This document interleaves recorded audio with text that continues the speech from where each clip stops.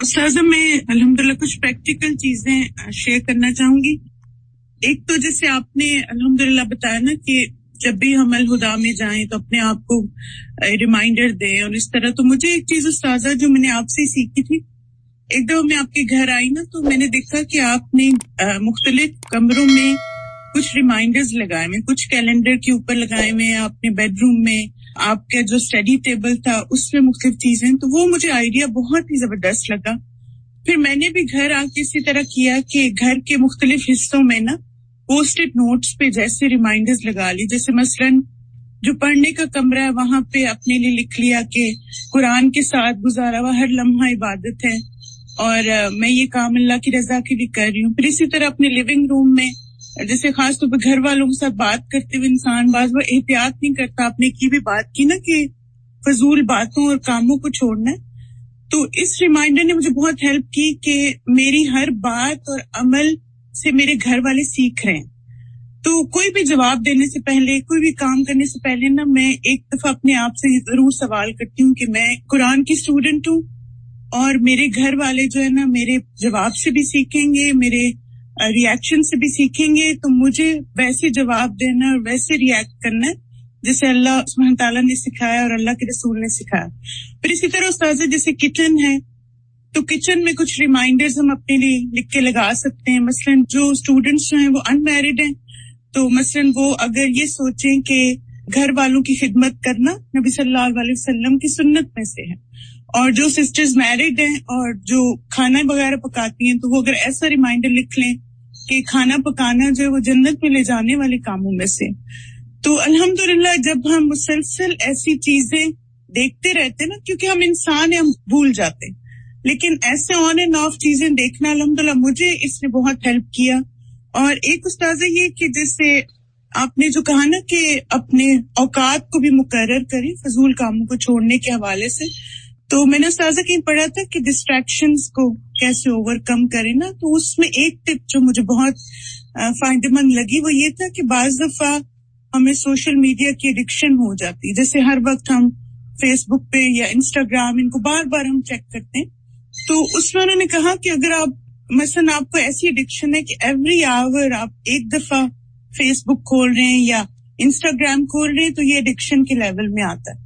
تو آپ اپنے سیل فون سے ان دونوں کو ڈیلیٹ کر دیں اور پھر آپ اپنے لیپ ٹاپ سے چیک کریں اس کو، یعنی جب بھی فیس بک پہ جانا ہے یا انسٹاگرام پہ جانا ہے، اور پھر جب آپ اس کو اوور کم کر دیں پھر آپ دوبارہ سے ایپ کو انسٹال کریں. تو یہ استاذہ بہت ایک زبردست چیز ہے. ورنہ یہ کہ جب ہمارے فون پہ یہ ایپس ہوتے ہیں نا تو انکانشیسلی ہم بار بار وہاں جاتے، ادھر ہی ہاتھ جاتا ہے بار بار. بالکل. بس استاذہ یہ باتیں شیئر کرنی تھی. بارک اللہ فیک کی پیاری. جزاک اللہ. استاذہ جی میں نے ایک دفعہ پڑھا تھا کہ علم کا جو حقیقی طالب ہے اس کے لیے 4 چیزیں اہم ہیں.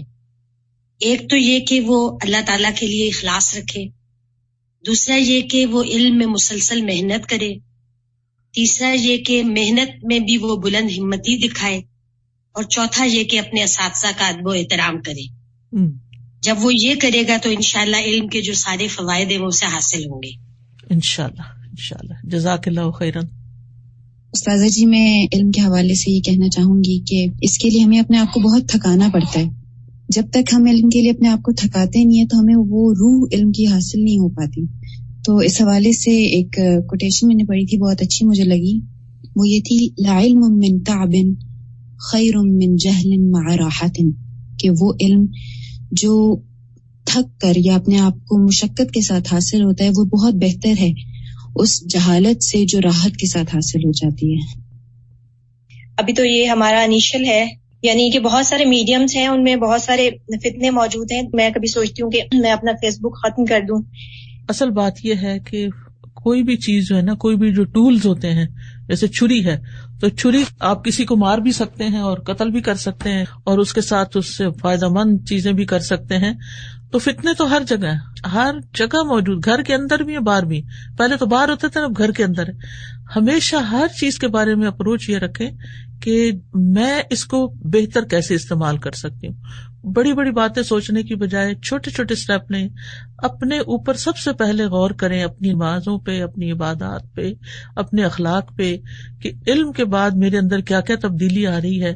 اور پھر اس کے بعد یہ ہے کہ دوسروں کو صرف زبان سے نہیں، صرف میڈیا کے ذریعے نہیں، بلکہ سب سے بڑی بات یہ کہ اپنے عملی نمونے کے ذریعے اپنے اندر کی اصلاح کے اثرات سے دوسروں کی اصلاح کی فکر کریں.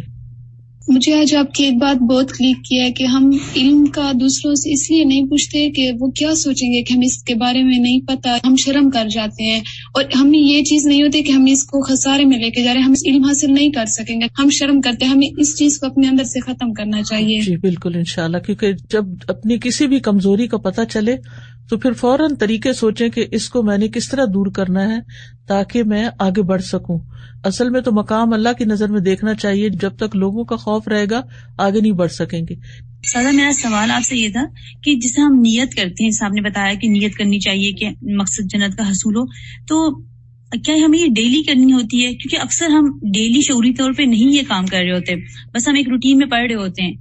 جی اگر ڈیلی کریں تو اس سے آپ ہمیشہ فریش رہیں گے.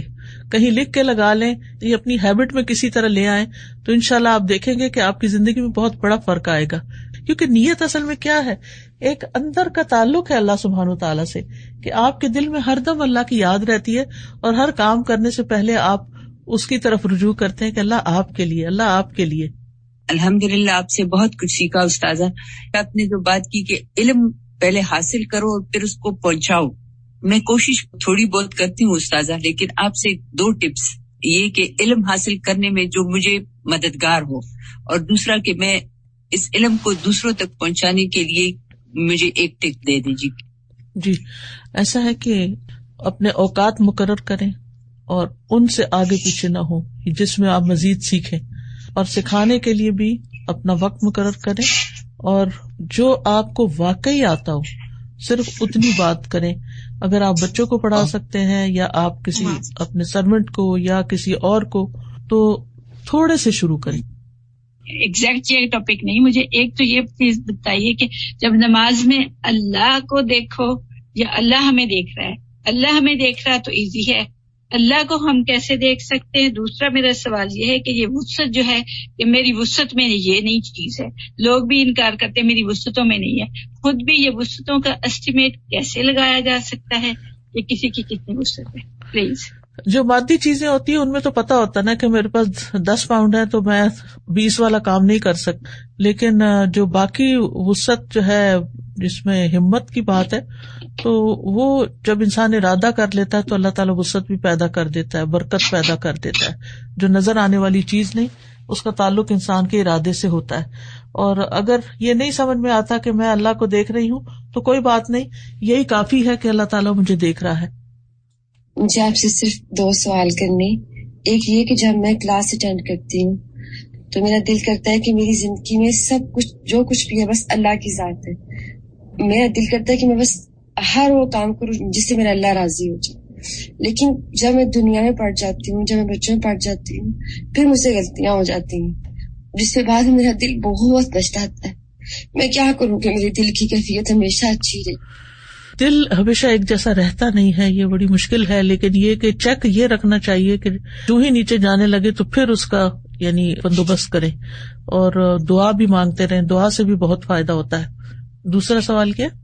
دوسرا سوال مجھے یہ کرنا ہے کہ میں ایسا کیا کروں کہ میرے بچوں کی زندگی میں سب سے اہم اللہ کی ذات ہو، وہ اللہ سے جڑ جائے. ایسا کہ میں کس طرح کروں، میں کیا کروں؟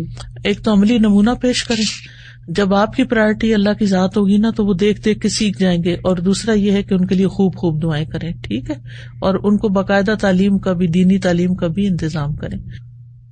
اگر آپ کچھ بکس 2-4 ریکمینڈ کر دیں جو بندہ بیڈ ٹائپ پر رکھے اور ضرور پڑھے. آپ جو صحابہ کے حالات ہیں اور سیرت کی کتابیں ہیں ان سے فائدہ اٹھائیں. اسی طرح یہ جو ایک کتاب میں نے پہلے بھی ریکمینڈ کی تھی، دل کی دنیا، ابن الجوزی کی کتاب ہے، منہاج القاصدین ہے، تو 3-4 کٹھی نہ لیں، ایک لیں، اس کو پورا کریں، پھر اس کے بعد آگے پڑھیں. میں نے نا اپنے او لیولس کے بعد ٹی کے کور میں ایڈمیشن لیا تھا. استاذہ پہلے تو مجھے بہت ایسی فیلنگز آتی تھیں کہ میں اپنے فرینڈ سے پیچھے رہ جاؤں گی, لیکن الحمدللہ جب یہ کورس شروع ہوا تو میرا بہت زیادہ دل لگ گیا. اور استاذہ اب ہمارے صرف 4 پارے رہ گئے ہیں, پھر اس کے بعد مجھے واپس اپنی اسٹڈی میں جانا ہوگا, اور اے لیولس کے 2 سال ہوتے ہیں جیسا آپ کو پتہ ہے. استاذہ میرا یہ سوچ کے دل بہت زیادہ اداس ہوتا ہے, اور ابھی بھی میں ذرا سا فارغ ٹائم ہو تو میرا بہت دل اداس ہوتا ہے, مجھے لگتا ہے میں اپنا ٹائم بہت زیادہ ضائع کری. تو جب میں یہ سوچتی ہوں کہ میرے 2 سال ابھی اے لیولس کے ہیں, اور مجھے آپ ایسا ہے کہ ویکینڈ کے کورس کو دوبارہ جوائن کر لیں, ٹھیک ہے, ویکینڈ کا کورس یا حدیث کورس یا ویکینڈ پہ جو چیزیں ہوتی ہیں صرف خود نہیں اپنی اور فرینڈس کو بھی لے کر آئے انشاءاللہ تعالی. ربنا لا تزغ قلوبنا بعد اذ ہدیتنا وہب لنا من لدنک رحمہ انک انت الوہاب. جزاکم اللہ خیرا. سبحانک اللہم وبحمدک اشہد ان لا الہ الا انت استغفرک واتوب الیک. السلام علیکم ورحمۃ اللہ وبرکاتہ.